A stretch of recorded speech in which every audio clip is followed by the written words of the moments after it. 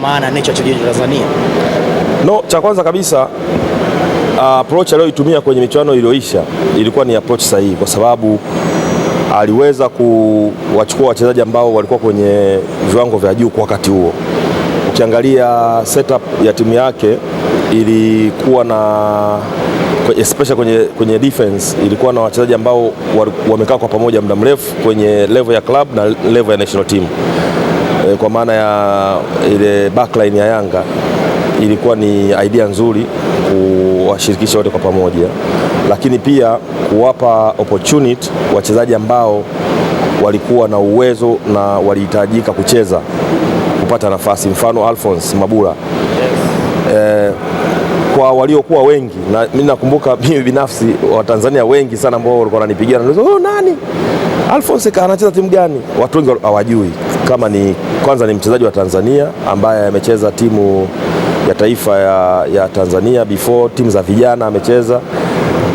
Kwa hiyo wapo wachezaji wa aina yake wengi, na naamini kwa namna ambavyo waliweza kwenda kumfuatilia Alphonse kule Azerbaijan na kumuona, wapo wengine wengi sana ambao wana uwezo mkubwa, na kienda kuwafata akaja akawapa nafasi kama alivyowapa kina Alphonse, naamini ataweza kuwa na wigo mpana wa kuchagua timu ambayo itaweza kumpa matokeo. Sisi tukiwa wenyeji haitapendeza kusema ukweli tutolewe kwenye hatua ya mwanzoni kabisa ya makundi.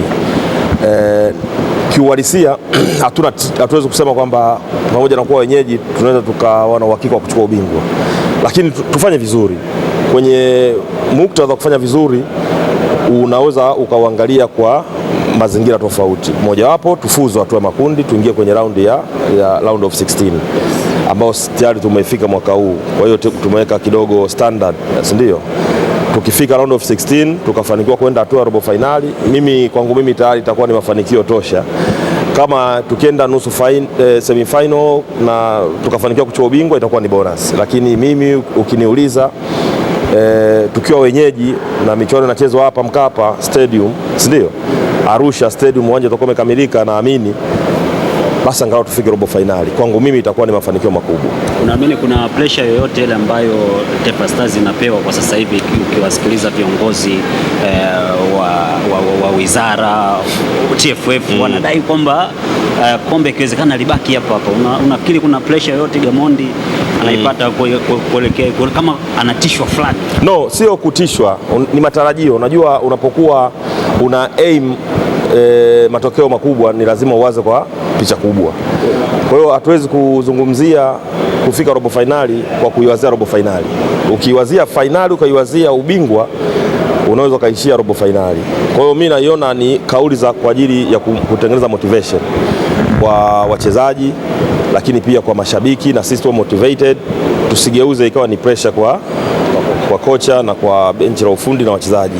Mimi naiona ni kauli ambayo inatujenga, inatupa hamasa ya kuamini kwamba tunaweza tukashindana tukijipanga vizuri, kwa sababu resources zote zipo, hatuna sababu ya kutokufanya vizuri. Dunia sasa hivi wote tumeshuhudia level ya anayejua na asiyejua imepungua, ni tofauti na zamani.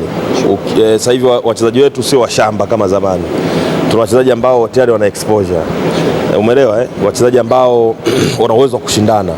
Kwa hiyo kufanya vizuri ni jambo ambalo liko ndani ya uwezo, lakini kufanya uzuri kwa magnitude ipi, hiyo ndio inabaki kama inabaki kwenye mabano. Lakini mimi binafsi sina hofu na namna ambavyo tunavyocheza kwa sasa hivi. Tuna uwezo wa kufanya vizuri zaidi kama wadau wote wakiwa wamejipanga na kila mmoja akatekeleza majukumu yake yanavyotakiwa. Hatuna sababu ya kutoperform kwenye mashindano. Transition ya Simba imeguswa hapa leo na waziri husika na akatoa maelekezo kwamba ndani ya mwezi wa angalau mpaka mwezi wa 3 basi Simba wao wamejua kile kinachoendelea. Kati ya jambo ambalo limekuwa ni pasua kichwa kwenye nchi. Sasa umecheka na washirika kwa jambo nzito. Ilikuwa story nyingi. Mara huko kuna kwamisha, na juzi tumeona mwekezaji akicomment na mzungumza Mo Dewji kwenye page ama kurasa rasmi wa IG Instagram club ya Simba akiuliza transformation imefikia wapi? Sasa waziri ametolea maelekezo. Kwako unaiona taswira gani kuelekea mbele kwa klabu ya Simba kwenye hili? Mimi kwanza kilichonifurahisha ni namna ambavyo mheshimiwa waziri alivyoliweka. Alikuwa kama anafanya mzaha hivi, lakini alikuwa na send message ya uhalisia kwamba taratibu zifuatwe na zinajulikana.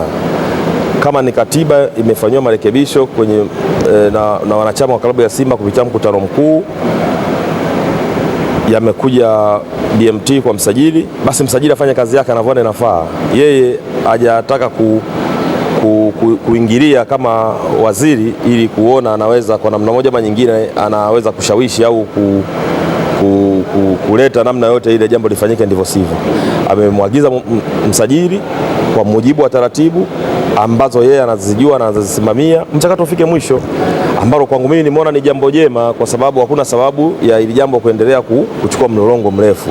Bahati nzuri miongozo ipo, sote tunafahamu kwamba BMT ilitoa mwongozo ya hii mifumo ya transformation na vilabu vyetu, na mwongozo uko clear.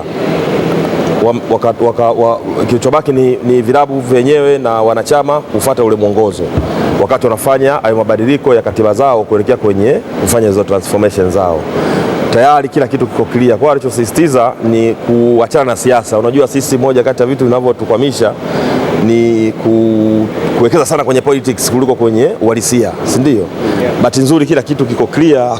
Kwa nini vitu vinachelewa? Kwa hiyo mimi nimemuelewa na ameisend message kwa lugha nyepesi, na naamini msajili atakuwa amepokea na atakwenda kuifanyia kazi kwenye eneo lake na kukamilisha huo mchakato, ili mwisho wa siku tuone namna ambavyo mambo yanatakiwa kwenda. Digala, pointi tunazungumzia kuhusiana na timu zetu sasa zimetolewa kwenye hatua za kwenda kufuzu kwenye robo finali, zimeshindikana timu zote 4. Kwako wewe kama mwandamizi wa football Tanzania, unaweza ukazungumza wapi tumekwama? Kwanza hatujakwama kwa sababu kufuzu na kupata nafasi 4 ni jambo la kujipongeza. Alafu ishu ya matokeo hiyo iko subjective, sio? Sisi tunavyotaka kwenda kufanya vizuri na hao wengine tunaoshindana nao wenyewe wanataka wafanye vizuri. Kwa hiyo cha muhimu ni kuangalia tumeshatengeneza standard ya timu zetu kushindana. Ukiangalia mfano Azam amecheza mpaka mechi ya mwisho hatua makundi ndo ameshindwa kuwa na uhakika wa kwenda hatua robo finali. Kamaliza na alama 9. Ni alama nyingi, sio? Yanga amemaliza na alama 8, sio? Mechi ya mwisho kashinda, kampiga Kabile, sio timu ndogo. Kwa bahati mbaya wakati mwingine kwenye mpira, unajua ukiangalia matokeo kwa ujumla wake unaweza ukapata tafsiri ambayo ni ya uongo. Mfano, kitendo cha Yanga kuwa kundi moja na mwakilishi wa Egypt na Morocco sio jambo jepesi. Sote ni mashahidi, tunajua mashindano ya Afrika ngazi ya vilabu, hizi timu za Morocco na Egypt ndio timu ambazo zimekuwa na historia kufanya vizuri sana, zina uwezo mkubwa. Kwa hiyo ikitokea timu yoyote inakutana na hizo timu huwa kunakuwa na changamoto kubwa. Kwa hiyo kwa Yanga mimi siwezi kuwajaji kwamba wamefanya vibaya msimu huu kwa sababu wameshindwa kwenda robo finali. Kwenda robo finali ni matokeo, lakini kama timu bado wana timu imara na wana timu bora, sio? Wangeweza kupangwa kwenye kundi lingine, yawezekana ingekuwa ni story tofauti. Simba wao wanaonekana wamefanya vibaya kweli, kwa sababu ukilinganisha wamekuwa na historia nzuri ya kwenda robo finali. Kwa hiyo robo finali sio story, na msimu huu wamedrop, ndo ukweli. Lakini ukiangalia kwa nini wamedrop, ni kwa sisi ambao tunafuatilia mpira na nyinyi ni waandishi ambao mnafuatilia kila siku, hauwezi kuona ni maajabu yalikuwa yanaonekana, kwa sababu hawakuwa na consistency ya timu yao. Msimu ulioisha ambao walifika finali ya kombe la shirikisho, mimi nakuachana assignment leo. Kaangalieni kile kikosi ambacho walichokuwa nacho msimu uliopita mpaka wanacheza mechi ya mwisho ya finali na Berkane. Mpaka leo hii tunavyozungumza wabaki wachezaji wangapi? Wazidi 4. Kwa hiyo katika mazingira hayo, manake wale overall the whole squad waka start from the beginning. Kwa hiyo no way ya tunaweza ka expect matokeo makubwa katika mazingira kama hayo. Kwa kosa kubwa walilofanya ni kuwatoa wachezaji ambao walikuwa key. Wote wachezaji muhimu wote ambao walifanya vizuri kwa mujibu wa namba na takwimu, kina Oua, kina Mukwara, sio Ngoma, wachezaji wote wakawatoa, wakasajili wachezaji wapya. Kwa hiyo ilikuwa ni maajabu kama ongeza kufanya vizuri msimu huu. Ni kurudisha nyuma kidogo kwenye AFCON, ulikuwepo nchini Morocco, lakini pia nimeona leo waziri alitoa upana wa lakini wanatoa nafasi kwa mtu yoyote kushauri. Kama mdau mkubwa wa michezo na uliona kitu ambacho kiliandaliwa nchini Morocco, tunafuata sisi sasa, ungeweza kushauri kitu gani katika maendeleo kuhakikisha kwamba hatupati shida na wanaokuja pia wanaenda kuizungumzia vizuri nchi yetu? No, cha kwanza kabisa ni sisi wenyewe. Unajua, wakati tukiwa tunawaangalia, labda tukiamini serikali, labda wizara ndio wenye jukumu, wadau wote tuna jukumu, na sisi kama waandishi ni jukumu letu kuhakikisha tunatengeneza maudhui yatokanayo na ile tournament kwa ajili ya sio tu kuripoti matokeo, lakini kuona namna gani hii tournament inayofanyika hapa kwetu inaweza ikatusaidia sisi pia kugenerate maudhui tofauti na kutanua wigo wa kufanya coverage kwenda kwenye kwenye utalii, si ndio? Na kwenyewe kuna namna ambavyo tunaweza tukaangalia ujio wa AFCON unaweza ukasaidia nini kuboost kwenye sekta yetu ya utalii. Na kwenye michezo pia AFCON ikija kufanyika hapa, wadau wengi wa michezo wana fursa nyingi ambazo wanaweza kuziendea. Kwa hiyo tunahitaji kukaa chini kwa pamoja, kila mmoja, nafikiri tumepewa nafasi kwa kila mmoja, lakini end of the day lazima kuwe na kamfumo au kwa utaratibu ambako katatukutanisha ili tuweze kufanya brainstorming session ya kuzikusanya hizo idea zote na mawazo yote, ili mwisho wa siku tutoke na pepa moja ambayo itakuwa ndio mwongozo, ili tuweze kufikia malengo mapana na makubwa ambayo tunatarajia. Ikiwa mmoja mmoja anajifanyia huko aliko, inaweza ikawa na tija lakini isilete ile impact kubwa. Mimi naamini kwa haya mawazo ambayo kila mmoja akia generate, afu kukawa na sehemu ambayo ni imeandaliwa, naamini wizarani, bahati nzuri viongozi wetu kina Msigwa ni watu ambao wanafikika, wanaweza wakatutengenezea utaratibu ambao utaturahisishia sisi kwa pamoja kuona namna gani tunaweza tukayaunganisha mawazo yetu na tukatengeneza kitu ambacho tukakishambulia kwa pamoja kwa lengo la kupata matokeo makubwa wakati tunasema kabla, wakati na baada ya mashindano.